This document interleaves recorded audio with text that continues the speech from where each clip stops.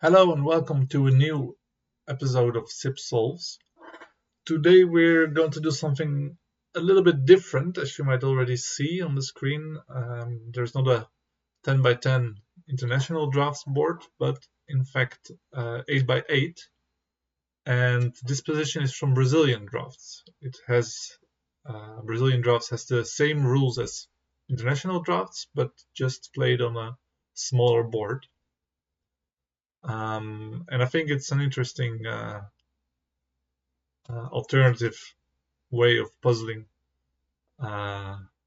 which I think helps even for players who play international drafts, because um, the problem-solving ability is the same and calculating is the same, and yeah, maybe it's even good. Now, this position was sent to me by a Polish player, Bartosz Maniecki, who is also a frequent commenter on my videos, so it's nice to have received a position from him as well.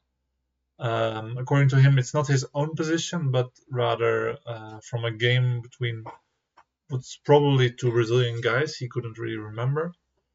But he mentioned that the position is in the book of Michał Janicki, who also has a YouTube channel. So he, or maybe someone else, will probably be able to tell where this position comes from.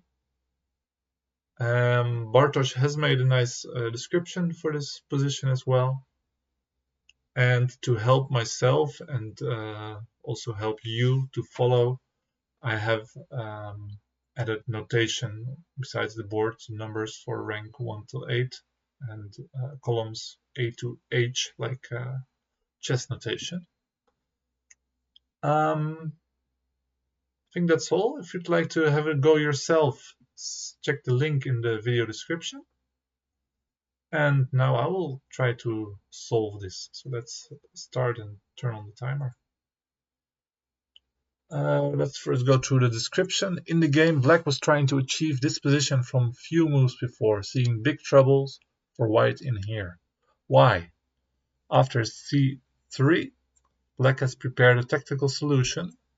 h5, b4, f6, e5, making a king on e1. Let's quickly play like that. Here, White is to take. Black uses a free move to get here. That's the first variation. White might also try exchanging e3 to b4. But then Black will take from g5. And after a series of capture, Black will make the exchange 2 for 2 as h4, g3, and f6, e5. Leaving a strong piece on e3. Seems valid. Other moves don't really look serious. After h2, g3, Black will simply take 1 for 2. I see that. And after c1, d2, Black will lock the position with f6, e5, winning the game. Yeah, that also seems logical to me. But in his calculation, Black didn't study all the options deep enough and overlooked one crucial idea, which leads White to victory. White plays and wins.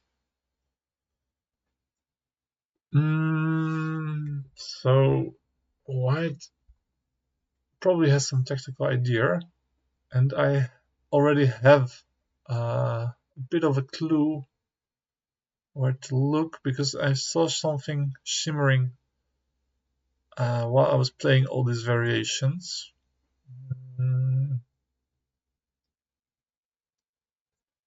Let me see if I'm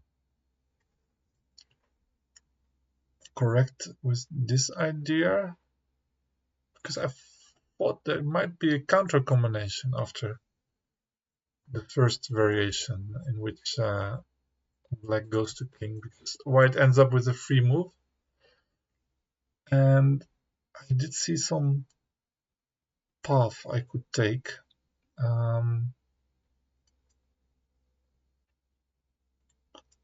However,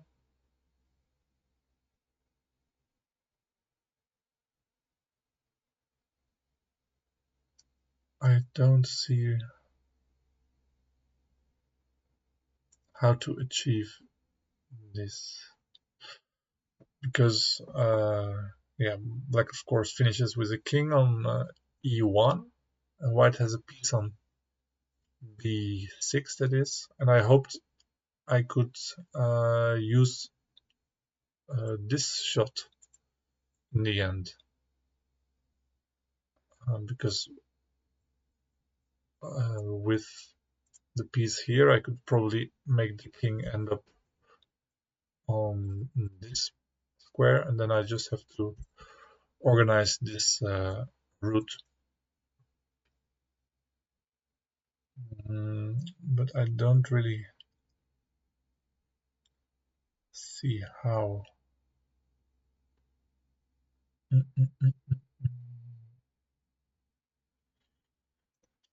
And otherwise I'll have to look in the other variations or another direct combination. Well, Bartosz mentioned that the idea is really beautiful, so I am curious.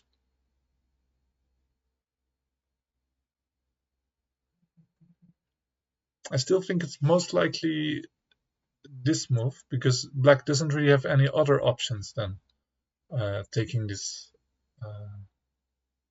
making this small combination, because after this move we have a 1 for 2, and there are simply no other moves.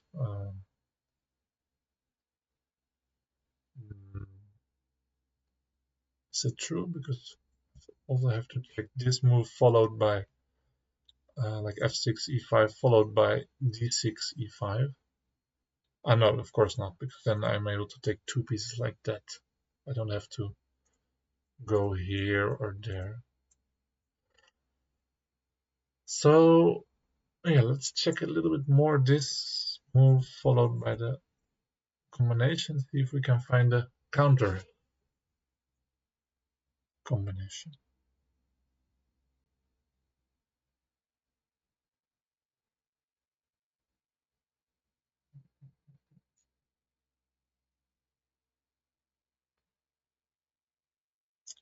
I have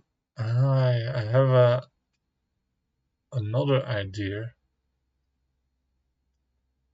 and this is something not, it doesn't have to do with the counter combination, but I don't know how to call it.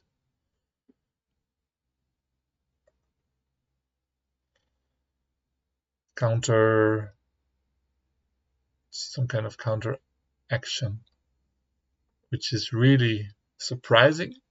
And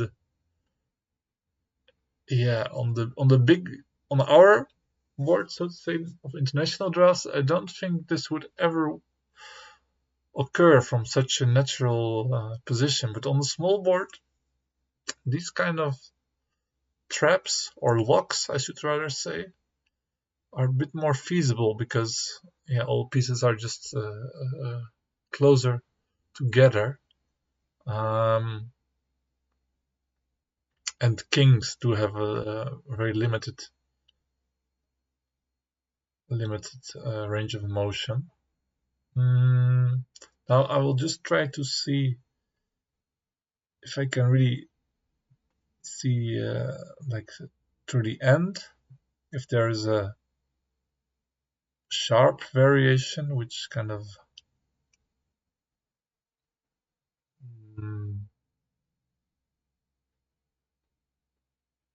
leads to a specific ending, but I don't think there is, to be honest.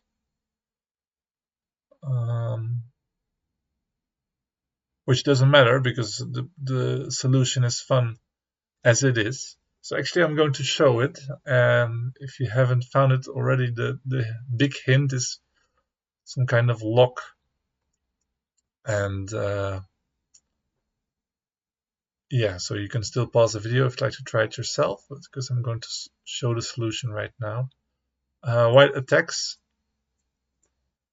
and yeah, black doesn't have anything else than going for this combination. After c5, b4, we have this 1 for 2, and white should be winning. I think on a small board, especially one piece more is even stronger than on 100 squares. So black goes for the counter combination, a5, b4, and e6, e5. There's also no other move it has. Yeah, and I quickly went on to show different variations, but in fact, the solution is in here, and it doesn't have to do with this shot, but you used all the free tempos like this, white preparing to go to king, and now a big surprise, a triple gambit using e2, f3, b2, c3, h2, g3.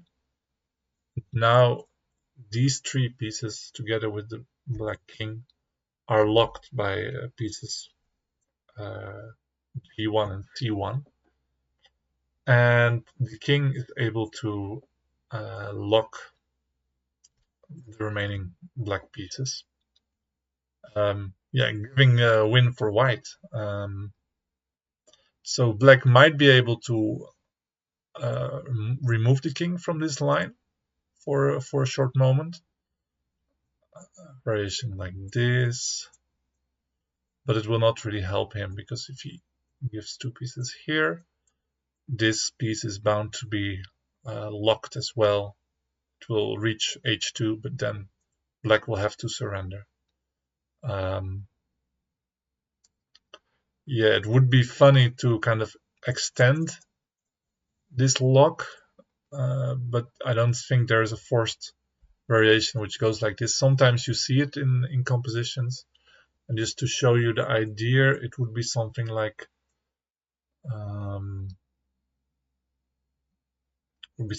this, then allowing this black piece to get to a3, because then there's still a way you win, but it's in no way it's forced.